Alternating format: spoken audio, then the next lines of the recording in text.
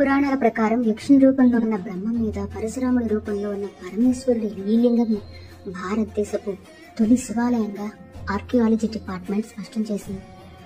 2వ శతాబ్దంలో శాతవాహనులు స్వయంభువుగా వెలిసిన ఈ ఆలయానికి పునాది వేస్తే 3వ శతాబ్దంలో పల్లవులు ముగించారని నిర్ధారించింది. ఆలయ నిర్మాణ విజ్ఞానం మాత్రం అత్యద్భుతం. వర్షం వెలుతురు వచ్చే విధంగా రూఫ్ భాగం మొత్తం ఇదిగో ఇలా నిర్మించారు. ఆ కాలంలోని సైన్స్ కు మనం మోకరిల్లాల్సిందే. ఇదిగో కాశీ నుంచి శ్రీకాళహస్తి మీదుగా గంగా నది ఇక్కడి వరకు ఇలా సొరంగ మార్గం ద్వారా వస్తుంది. ప్రతి 60 సంవత్సరాలకోసారి ఈ లింగాన్ని టచ్ చేసి 4 గంటలు వరదలా ముంచి తిరిగి మాయమైపోతుందట.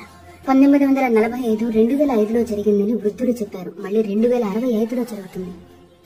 ఇక ఇది పూజల అనంతరం అమ్మవారి నగల్ని ఇదిగో ఇలా గోడల్లో భద్రపరిచేవారట. ఇక అన్నిటికంటే ఆశ్చర్యకరమైంది ఇదిగో సూర్యుని కిరణాలు ఇలా తిథుల రూపంలోని ఈ 15 రంధ్రాల గుండా వెళ్లి నవగ్రహాల లాంటి 9 రంధ్రాల గుండా ప్రవేశించి గర్భగుడిలోని శివలింగాన్ని తాకడం. ఇది ఈ సంవత్సరం జూలై 16, 17, 18 తేదీల్లో జరుగుతుందట. అలా ప్రతి అణువు అత్యద్భుతమైన ఈ గుడిమల్లం ఆలయం తిరుపతికి 30 కిలోమీటర్ల దూరంలో ఉంది. ఇంకొక ఆలయం ఉందో లేదో తెలియదు కానీ యాజ్ పర్ రికార్డ్స్ ఇదే భారతదేశపు తొలి శివాలయం.